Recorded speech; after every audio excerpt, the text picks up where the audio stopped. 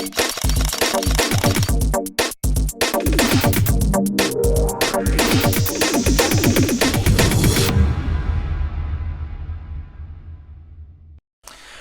dia, muito bom a gente poder se reunir mais um domingo para nós refletirmos, olharmos para as Escrituras, adorarmos a Deus como família. Você é muito bem-vindo e eu agradeço muito por você separar esse tempo para juntos nós termos esse tempo de comunhão, mesmo longe uns dos outros. Eu quero começar lembrando você, se você puder, compartilha esse vídeo entre os seus amigos, seus familiares, colegas.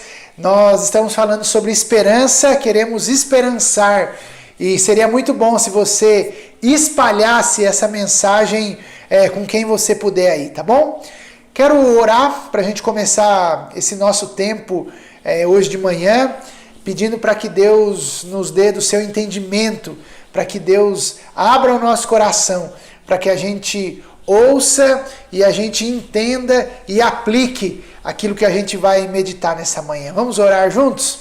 Deus, muito obrigado. Obrigado por essa manhã.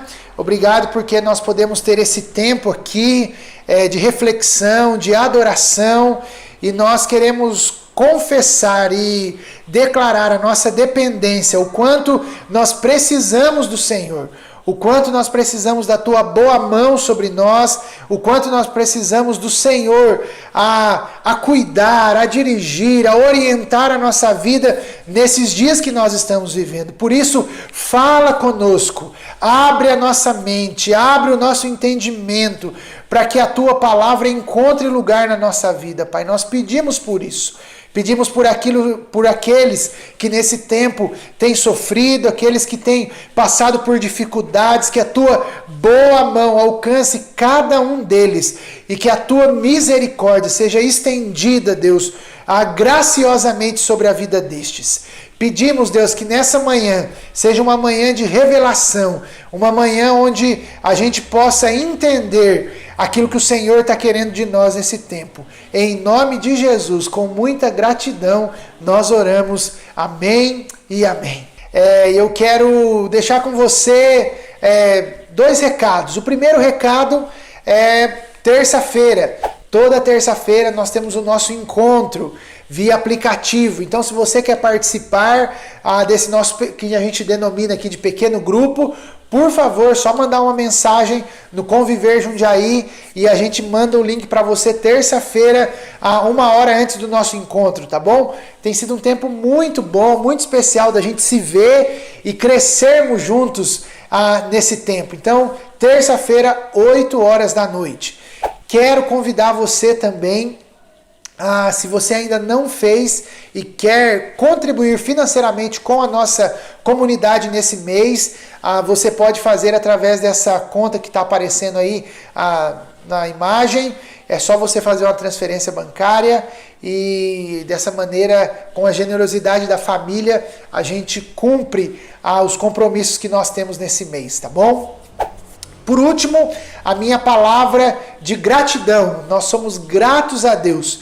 Nós conseguimos alcançar os 100% das cestas básicas da nossa campanha Conviver em Movimento.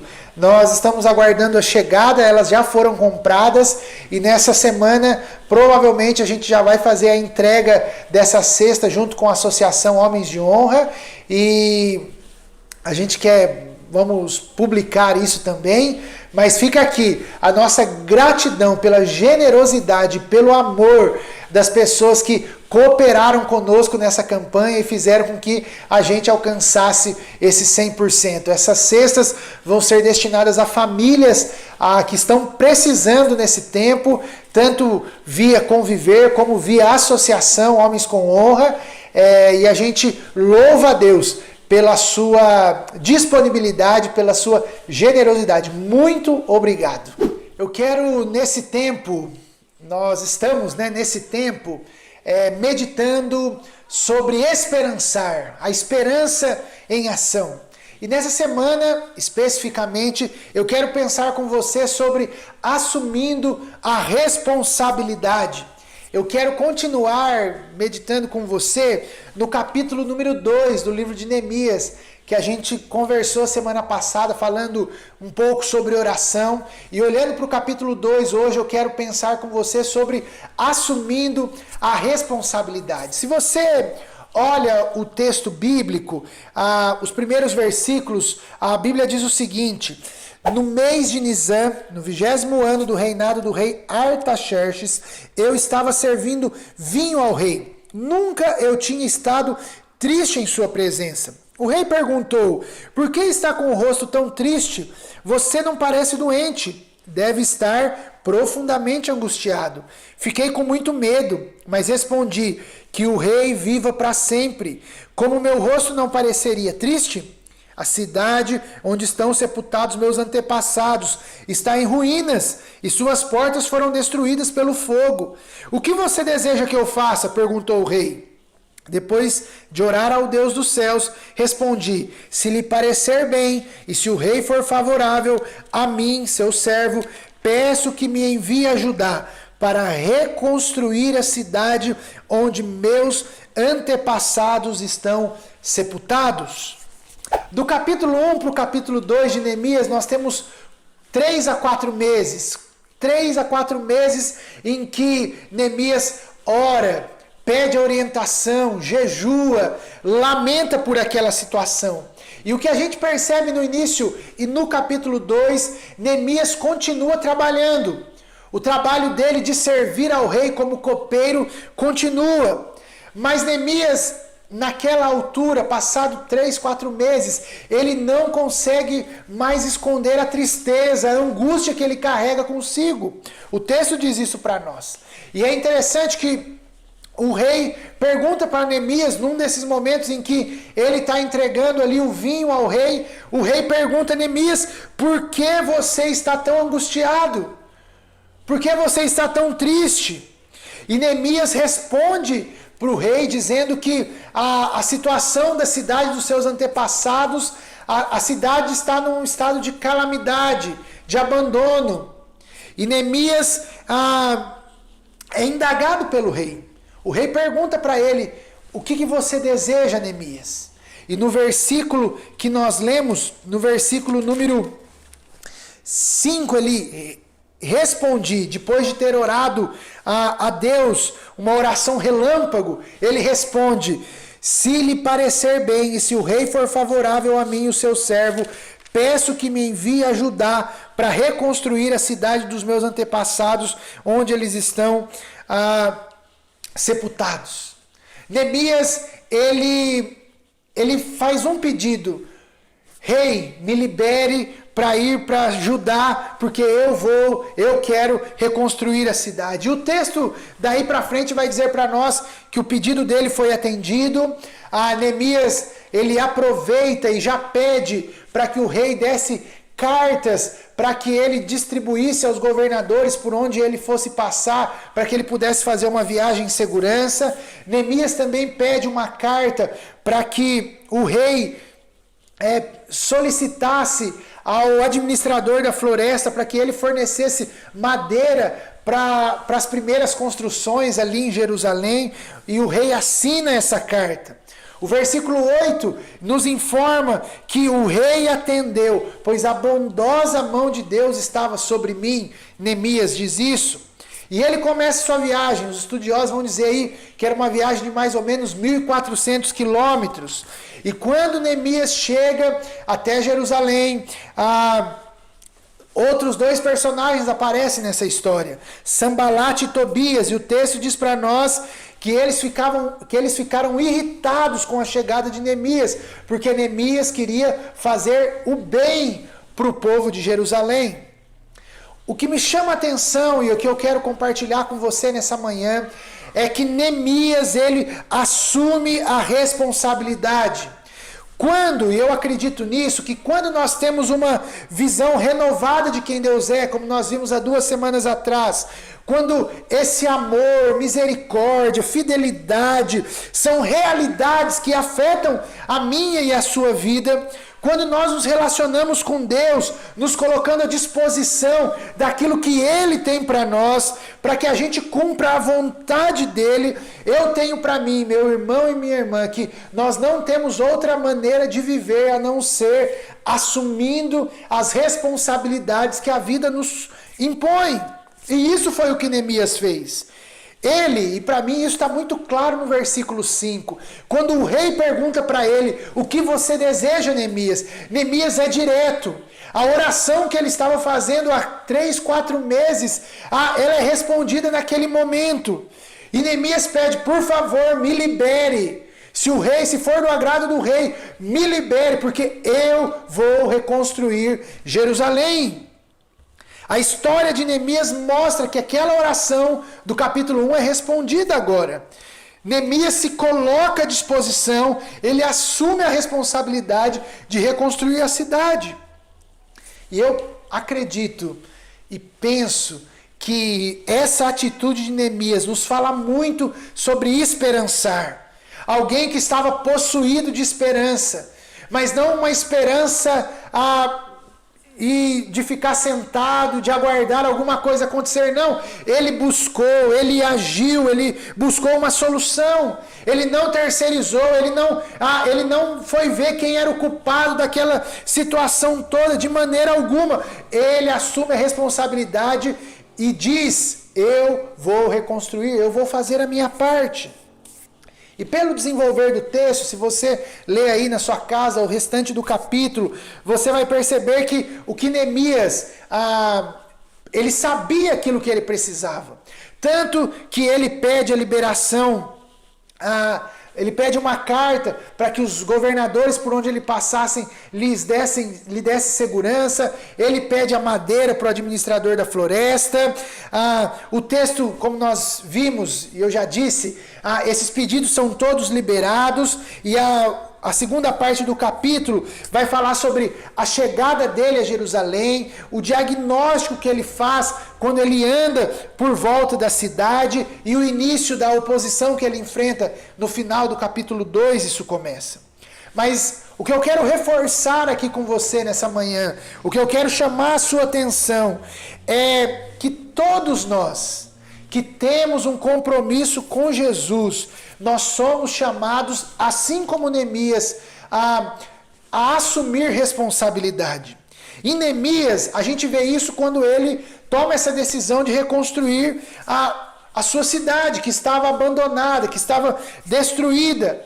A preocupação dele vai muito além do que o seu próprio umbigo, porque ele poderia continuar vivendo no palácio do rei e deixar com que as coisas acontecessem, mas aquela tristeza, aquela angústia, aquilo vira ação, vira atitude. Ele pensa na sua cidade, ele pensa nos seus familiares, ele pensa no próximo. E você há de convir comigo que se há uma coisa que nós não gostamos muito, é de assumir responsabilidades, porque assumir responsabilidades, isso dá muito trabalho.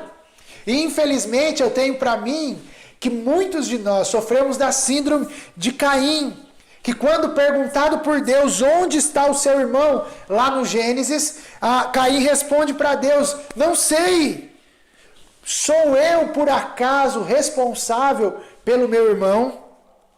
Eu acredito que em tempos de crise, como o que nós estamos vivendo, a pergunta que nós precisamos responder é, qual é a minha parte?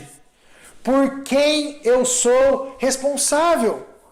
E sabe, enquanto eu meditava nesse texto, me veio à mente o primeiro milagre da multiplicação.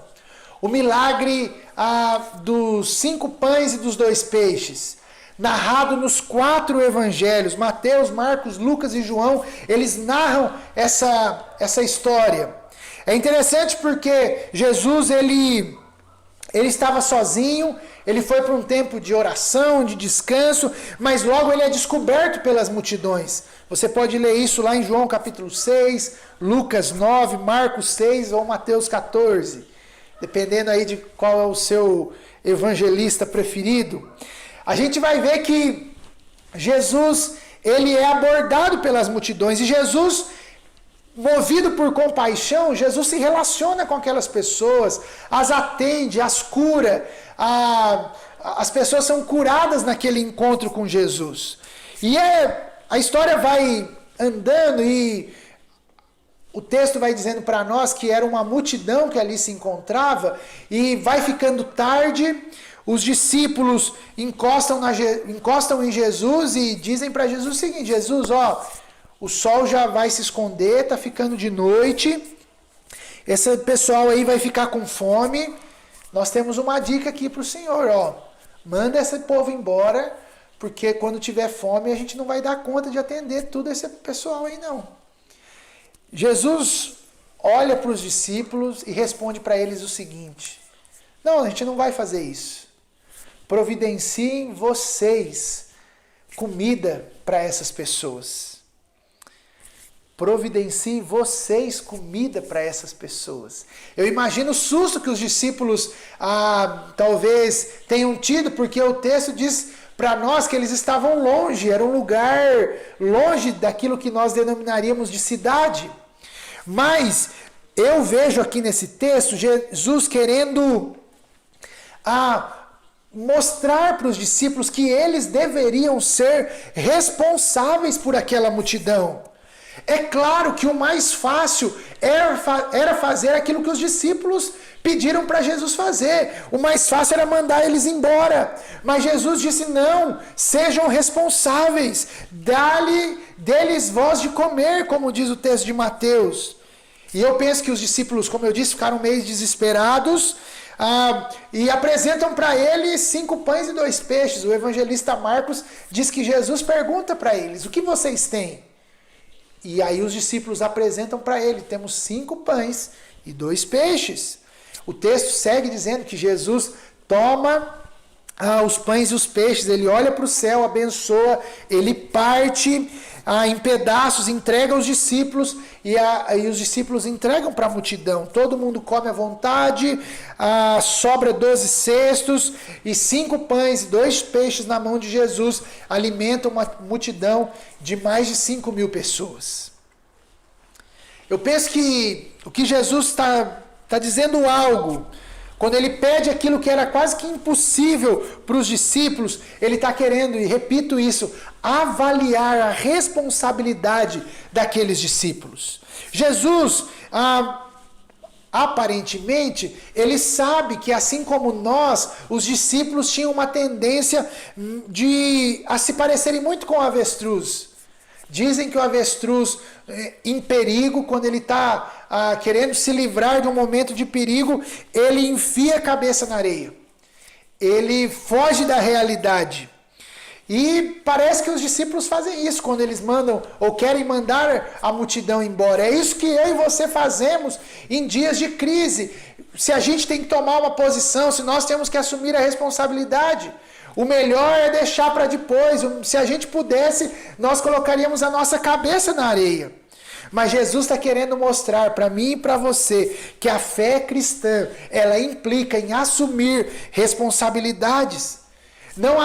Não tem como a gente querer ficar só orando e não querer ser resposta dessa oração e não colocar a mão na massa.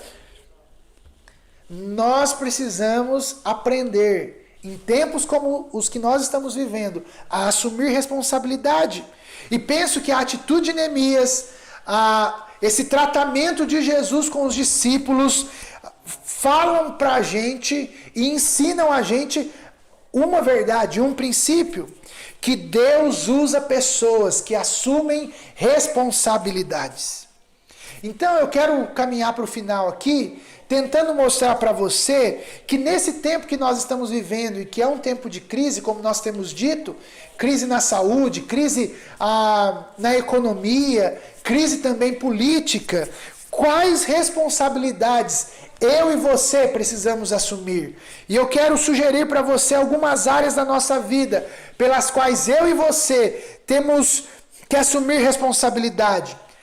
Eu e você não podemos depender de terceiros. Não podemos esperar que alguém faça algo. A responsabilidade é nossa. Eu quero indicar e sugerir para você. Primeiro, assuma a responsabilidade pelo seu crescimento.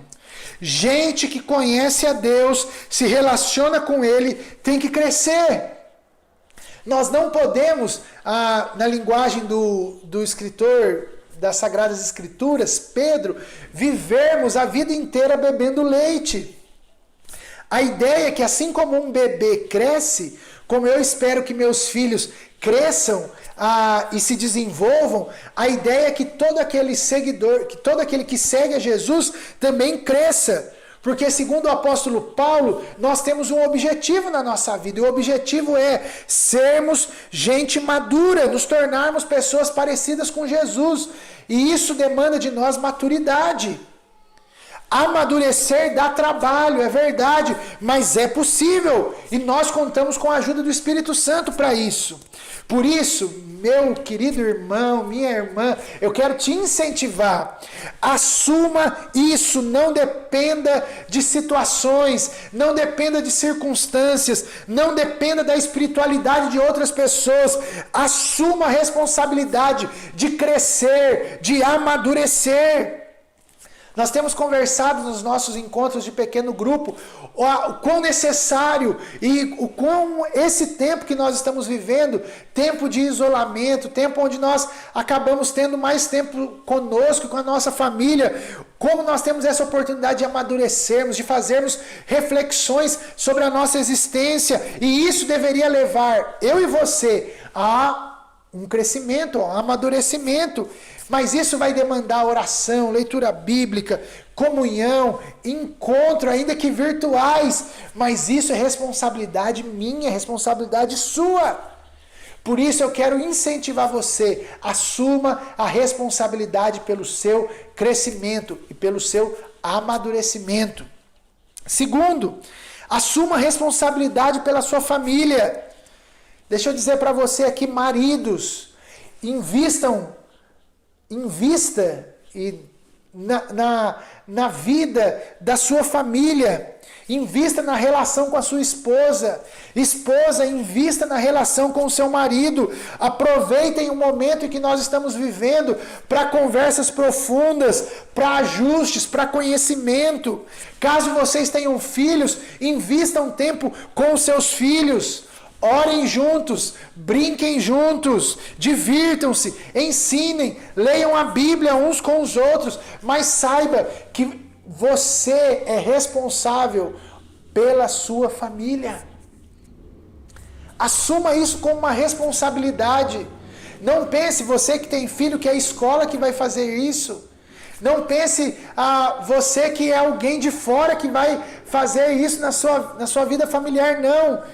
Assumam esse compromisso, marido e esposa, de viverem uma vida de forma responsável um para com o outro. E talvez esse tempo onde nós não temos como sair muito, não temos como receber tantos amigos e encontrarmos tantos amigos, Deus está dando a oportunidade para que vocês sejam responsáveis pela família de vocês. Terceiro, assuma a responsabilidade pelos seus irmãos. Nós temos uma oportunidade ímpar de fazer isso com a nossa família. Seja de sangue, seja de fé, seja com os nossos amigos. Nós temos essa responsabilidade para com eles. Nesse tempo em que a tecnologia encurta as distâncias, nós não temos desculpas. Podemos mandar uma mensagem, podemos telefonar, podemos fazer uma ligação em que a gente vê o rosto do nosso irmão. Talvez nesse tempo nós estamos relembrando que o telefone também serve para fazer ligações. E talvez você diz, Davi, mas o que eu vou fazer? Então, quero dar uma dica para você. Ao ligar para alguém, ao mandar uma mensagem para alguém, pergunte como ele está, pergunte se você pode ajudar com algo. E se coloque à disposição para orar com esse seu irmão, com essa pessoa que você tem amizade. Assuma a responsabilidade por quem vive perto de você, por aquelas pessoas que você convive e que por conta do momento em que nós estamos vivendo, estamos distantes. Mas você pode se aproximar. Talvez ela tenha algo a compartilhar, talvez ela tenha uma necessidade e você pode ser responsável por isso. A atitude de Neemias, quando ele diz, eu vou reconstruir a cidade dos meus antepassados. Ele se preocupa com a família, ele se preocupa com algo que vai além de si mesmo, ele se preocupa com seus irmãos. Esse tempo de crise nos chama a responsabilidade para com a nossa família, tanto de sangue, como de fé, como os nossos próprios amigos. E por último, assuma a responsabilidade com a sua cidade. O problema da cidade é nosso também. Nós temos vivido um tempo onde nós temos a oportunidade de servir e amar. E nós fazemos isso pela nossa generosidade, pelo nosso serviço. Compartilhamos os recursos que nós temos. Mas nós também fazemos isso, não apenas dando generosamente, mas quando nós oramos, quando nós buscamos em Deus direcionamento para como servir a nossa cidade melhor, pedindo para que Deus mostre qual é o nosso papel nisso tudo. Deixa eu partilhar algo com você. Nós somos uma comunidade de implantação, estamos aí no nosso primeiro ano de vida. Mas nesse tempo de crise, Deus nos deu a oportunidade de abençoar muitas pessoas. Estivemos até essa semana com a campanha da cesta. Graças a Deus, conseguimos, pela generosidade não só da igreja, mas de pessoas, amigas, que contribuíram a alcançar pelo menos 50 famílias. Mas se você não sabe, a nossa comunidade também pôde apoiar um projeto lá em Uganda, junto, em parceria com a Mais. Conseguimos ajudar algumas famílias no Rio de Janeiro, no Morro da Providência, junto com o Lucas lá e o pessoal da Rio de Paz. Nós estamos para servir a partir de Jundiaí, servindo o Rio de Janeiro, servindo a África. Estamos abençoando com os recursos que Deus tem nos dado. Queremos ser uma igreja que serve a cidade, que serve o mundo. Ainda que pequeno, como nós somos ainda, nossa comunidade, mas nós podemos afetar a vida e tocar a vida de muitas pessoas. Por isso, ore a Deus, busque a Deus pela nossa cidade, sirva, compartilhe aquilo que você tem. A pergunta que Deus faz para nós, talvez Jesus está fazendo para nós, Ele está dizendo, providencie vocês a comida para essa multidão. Deus quer nos usar, mas Ele usa gente responsável. E eu sugiro para você aqui nessa manhã, vamos continuar assumindo a responsabilidade com a nossa cidade. Quais são os lugares que Deus nos quer servindo a cidade? Sirva e assuma a responsabilidade pelos seus irmãos. Talvez as pessoas mais próximas, as pessoas que você tem influência e que elas talvez estejam necessitadas. Assuma a responsabilidade pela sua casa, pela sua família.